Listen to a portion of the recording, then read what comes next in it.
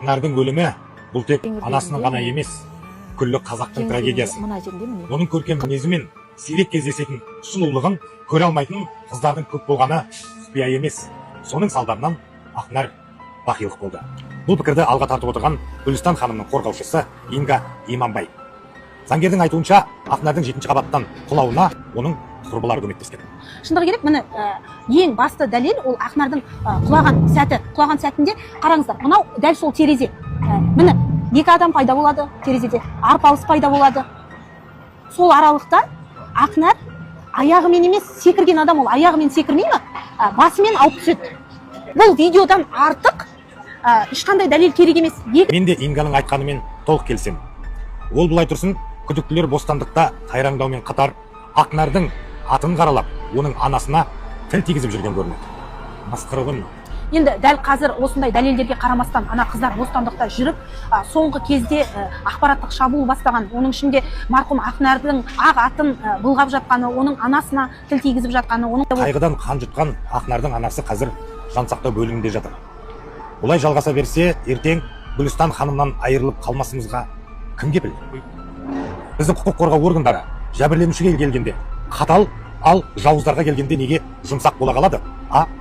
Сондықтан біз Ақнардың сотының ашық онлайн өтуін талап етеміз, және сол үшін барымызды саламыз. Қайырлы күн, қасқыр мінез қазағым. Ақнардың өліміне қатысы бар делінген Рано мен Дидар есімді қыздар құқық қорғау органдарына пара беруі мүмкін. Бұл менің сөзім емес, бұл Ақнардың анасы Гүлстанның айтқаны. Оның пайымдауынша, Дидар және Рано Ақнар қайтыс болған күні Каспий банктен барып, үлкен көлемде ақша шешкен.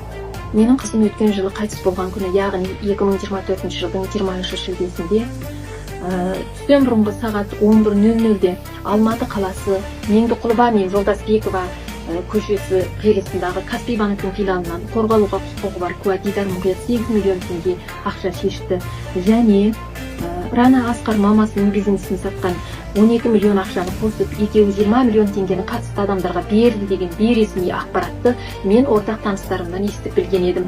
Бірінші сұрақ, 20 миллион теңге студент қыздарда қайдан жүр?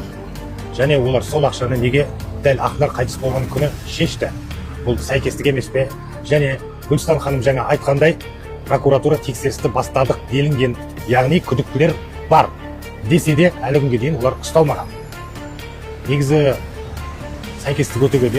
Біздің елде қой ұрлаған адам сот болғанға дейін түрмеде отырады, ебайсыз отырады. Ал неге бұл екі қыз қайраңдап әлі күнге дейін бостандықта жүр? Ассалаумағалейкум, қасқыр мінез қазағым. Естеріңізде болса, мен таңертең Ақнардың ісіне байланысты тың ақпараттарды сізге айтамын деп ескерткен болатынмын.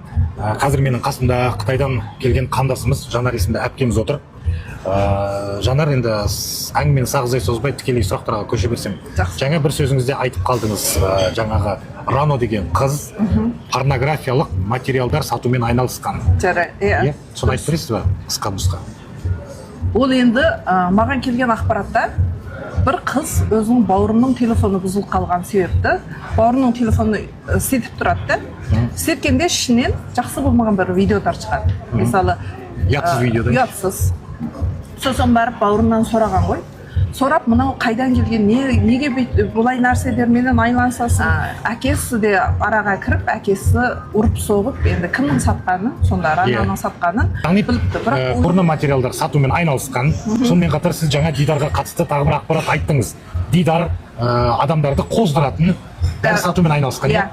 Мысалы, Ақнарғадағы бір терезеге жүгірген бір видеосын көрдіңіз? Терезеге жүгірген, ұлбақ деген бала болған. Сол кезде ол оны ақ жекті деді, арақ ішті деді, әмілиятта. Бірақ сараптамада шықпады ол. Сараптамада жоқ қой.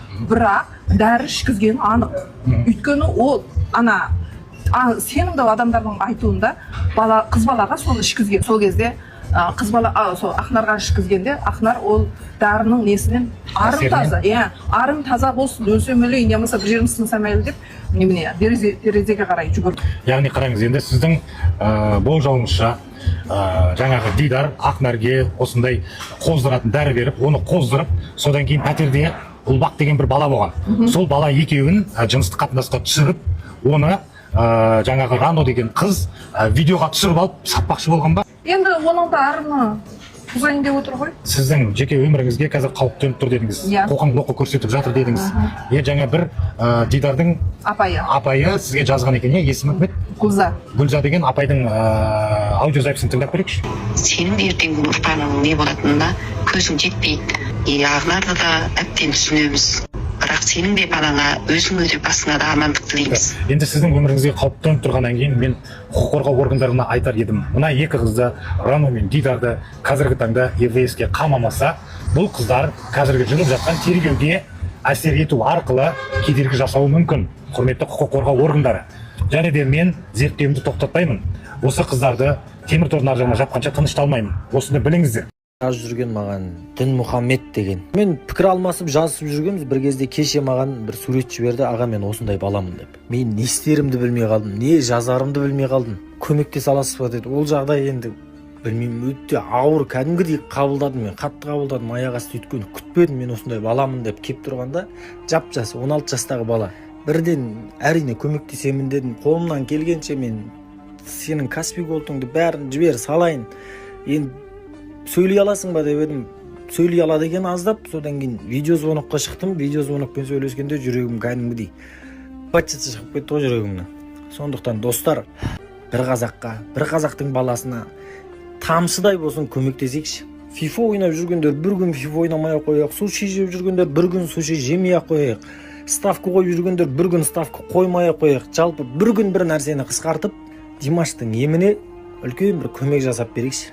Негізі садақа деген саған келе жатқан қауіптің бетін қайтарады екен. Саған келе жатқан жамандықты тоқтатады екен. Сондықтан да достар, Димашқа да өздеріңізге де бір үлкен жақсылық жасасаңыздар.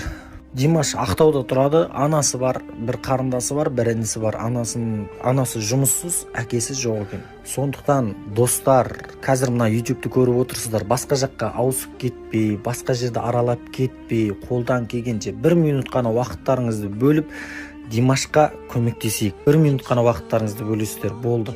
Садақаның, сауаптың үлкен кішісі болмайды. Әркім қолынан келгенше көмек жасасаңыздар. Мына жерде Димаштың өзінің ана фигурды осыған жіберсеңіздер. Қайта өтінбей қояйын, мен сіздерге сенемін. Барлықтарыңыз жүректеріңізде жылуы бар, жанашырлық бар. Себебі сіздер қазақсыздар. Қазақтың қанында бар бір-біріне көмектесу деген. Димаш бауырымызға Алла тағала жар болсын, шипа берсін. Ал Димашқа көмектескендерге Алла разы болсын. Рахмет.